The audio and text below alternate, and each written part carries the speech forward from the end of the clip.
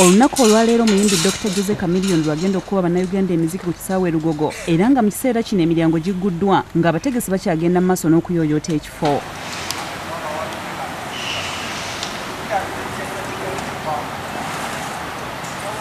Wabula bakifeesi balabuddwa obutagezaako kwetantala Ekivvulu kino olw'obukuumi obuyiriddwawo.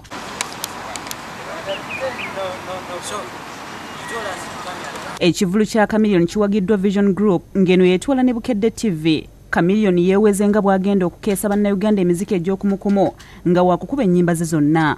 Twongedde okulambula ekifo kino okusobola okulaba enteekateeka nga bw'eri era nga tusanze waliwo n'abamu ku bantu abatandise dda okuyingira mu kisaawe okusobola okwekwata ebifo. Bano bagamba nti bo bakedde okusobola okulaba omuyimbi waabwe ng'ate bakakasa bulungi nnyo nti ekintu Vision Group kyetegeka kiba kya mulembe kwe kusalawo okukeera. Twakedde wano tulinda Chameleon wajjira wonna.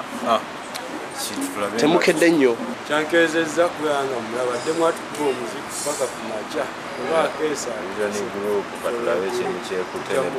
Emmeeza z'abakungu zimaze okutegekebwa nga n'ebyokunywa byatuuse dda mu bifo eby'enjawulo. Atwala ebyokwerinda mu kifo kino Dickson Okero akakasizza ng'ebyokwerinda bwe binywezeddwa era nga n'abasirikale mu ngoye eza bulijjo bangi nnyo. Kati tulina ba plain clothes ne basirikale ku gates. Wonna wali safe nnyo tubasaba mwena mujje. Security ejja kuba tight. Abantu batandise okuyingira.